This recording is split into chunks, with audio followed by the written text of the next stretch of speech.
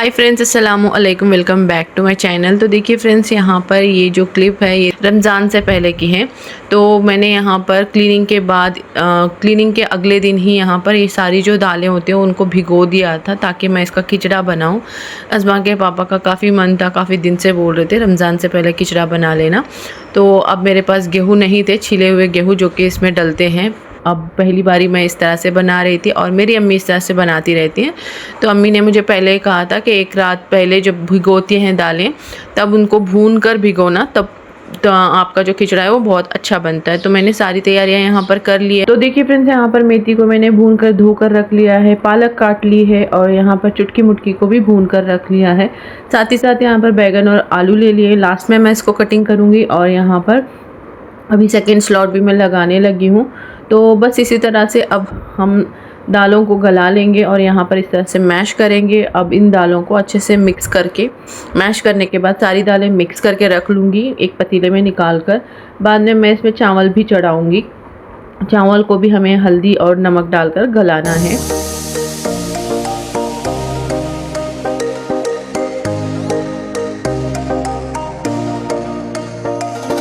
तो देखिए फ्रेंड्स, यहाँ पर मैंने चावल अच्छे से धो लिए हैं। इसमें मैंने हल्दी डाल दी है, नमक भी डाल दिया है। बस इन चावलों को अब चढ़ाना है। हम यहाँ पर 1 से 2 सीटी लेंगे। थोड़ा सा पानी मैंने ज़्यादा रखा है क्योंकि थोड़ा सा चावल जो है ना सॉफ्ट से बने, क्योंकि इसको मिक्स ही करना, वरना एकदम गाढ़े से बन जाते हैं और हिल नहीं पाते हैं। तो यहाँ पर देखिए इस तरह से हो जाते हैं। तो थोड़ा हल्का सा पानी भी मैंने डाल दिया है। अब इसको मिक्स करके मैश करके मैं इस खिचड़े की जो पतीला है, पूरी जो दालें मैंने अच्छे से गला कर रखी है उसमें डाल दिया है। यहाँ पर देखिए इस तरह से। बाकी हमारी सारी तैयारियां हो गई है। अब तड़का लगाना है तरकारी यानी कि सब्जी का। पहले मैं तड़का लगाऊंगी सब्जी का, फिर इसके बाद इसकी 2 से 3 सीटियां लूँगी। इसके बाद मैं गैस की फ्लेम को ऑफ़ करके ये सारी चीज़ें जो है इस खिचड़े में मिक्स कर दूंगी। और इसी के साथ ऐसे ही सेम जो खिचड़ा है, ऐसा ही सेम तड़का जो है मटन का भी लगेगा। तो अलग से मटन का एक तड़का लगाऊंगी, फिर मैं उसको मिक्स कर दूंगी। वह जो मैश की हुई दालें हैं ना उसमें मिक्स करके फिर हम इसको अच्छे से पकाएंगे। तकरीबन 2 से 3 उबाल आने तक पकाएंगे। फिर उसके बाद ऊपर से हम गार्निश कर देंगे प्याज से, तली हुई प्याज से। आप ऐसे बना सकते हैं, ये मेरा तरीका है, मैं ऐसे बनाती हूँ। तो पहले क्योंकि अगर कुकर बड़ा होगा ना तो मटन और जो सब्जियां हैं एक साथ में तड़का लगा सकते हैं, लेकिन मेरा जो कुकर है वो काफ़ी छोटा है। बड़ा वाला कुकर ऊपर रखा हुआ है, ऊपर की कैबिनेट में। अब उसको निकालने का मेरे पास टाइम नहीं था, तो सोचा कि अलग अलग से तड़का लगा लेते हैं। साथ ही साथ यहाँ पर देखिए मैं सब्जी भी साफ़ करती जा रही हूँ क्योंकि अभी अभी अज़मा के पापा लेकर आए हैं।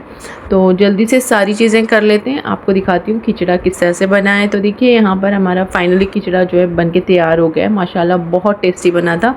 अज़मा के पापा को बहुत पसंद आया, तो उन्होंने कहा था, तो उनकी फरमाइश पे मैंने बना दिया है।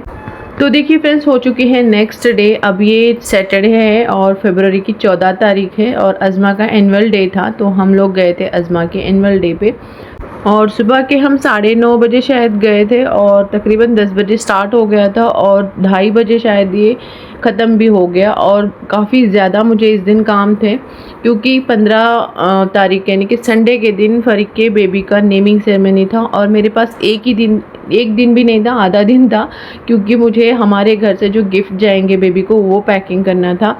आपा के घर से जो भी गिफ्ट जाता है वो मैंने पैक कर लिया था और मुझे यहाँ से जो है पैकिंग करनी थी। घर जाकर बहुत सारे काम थे। वैसे तो हमारा प्लानिंग बिल्कुल लास्ट तक भी नहीं था कि हम बेबी के नेमिंग सेरेमनी में जाएंगे नहीं जाएंगे, बिल्कुल आइडिया नहीं था, क्योंकि अज़मा के एनुअल डे को लेकर ही हम लोग सोच रहे थे कि जाएंगे नहीं जाएंगे, क्योंकि अज़मा के साथ भी रहना ज़रूरी था। तो अब हमारा जाना बन चुका था और हम काफ़ी ज़्यादा एक्साइटेड थे जाने के लिए, बेबी को देखने के लिए। काफ़ी दिन बाद हम देख रहे थे, 1 महीना 1.5 महीने बाद। तो ये जो सारी तैयारियां हैं ये मैंने की है, आपा उन लोगों की तरफ से है, बेबी के लिए है। तो ये आपा के घर का गिफ्ट है, तो मैंने ये पैक कर दिया है। आपा के घर में जब भी कोई छोटा मोटा फंक्शन हो या फिर बड़ा फंक्शन हो, इस तरह की पैकिंग जो है मैं खुद करती हूँ, आपको तो पता ही है। और शादी की सारी तैयारियां तो आपने देख ही ली थी, मैंने ही की थी। और बस यहाँ पर ये देखिए बेबी के लिए ये भी है, ये बेबी की चाची की तरफ से बेबी को है। तो इसी तरह से सारी तैयारियां होंगी। मैंने भी अपनी तरफ से एक छोटा सा ही गिफ्ट लेकर आए हैं। हम लोग भी बहुत ज़्यादा नहीं ले पाए क्योंकि टाइम ही नहीं था, इतना ज़्यादा टाइम मिला ही नहीं मुझे ख़रीदने के लिए कुछ भी। तो ये बेबी की मम्मी के लिए लिए हमने एक ड्रेस लिया है, बेबी को हमने थोड़े से खिलौने ले लिए और 1-2 ड्रेस ले लिए थे। इस तरह से मैंने पैकिंग की थी। अब यहाँ पर नेक्स्ट डे हो चुकी है, ये संडे का दिन है, फरवरी की 15 तारीख है। तो बस अब हम लोग निकल चुके हैं, सुबह आपा लोग भी निकल रहे हैं। तो बस यहाँ पर मेरा ये जो ड्रेस है वो हमने ट्यूनिंग की है, मेरा और अज़मा का रेडी था। मैंने अज़मा के पापा को बोलकर रात में उनके लिए भी बोल दिया था कि तुम भी ऐसा ही लेकर आना, तो वो भी अपने लिए इसी तरह से एक शर्ट लेकर आए हैं। तो बस हमारा सफ़र जो है वो शुरू हो गया है, तो चलिए चलते हैं। और वहाँ जाने के बाद मैं आपके साथ थोड़ा बहुत शेयर करूँगी, जितना हो सकता है उतना मैंने शेयर करने की कोशिश की है। बस छोटा सा एक फंक्शन था और इसी के बाद रमज़ान शुरू होने वाला था, तो इसीलिए जल्दी जल्दी में सारी चीज़ें कर ली है।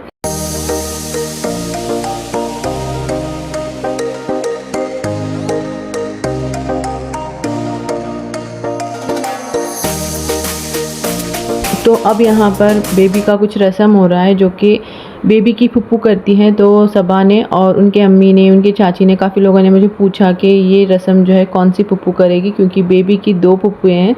तो मैंने कहा कि बड़ी फुप्पू करेगी, क्योंकि ये घर का पहला फंक्शन था और हमारे घर में सबसे बड़ी जो है रिदा है, तो मतलब रिदा बड़ी फुप्पू है। तो मुझे लगा कि बड़ी जो पहला फंक्शन है वो बड़े ही करना चाहिए, तो इस वजह से मैंने रिदा को बोला कि तू ही चली जाना। तो यहाँ पर ये जो रस्म है रिदा कर रही है, ये कुछ रस्म होता है। इसी के बाद रिदा बेबी का नाम भी रखेगी।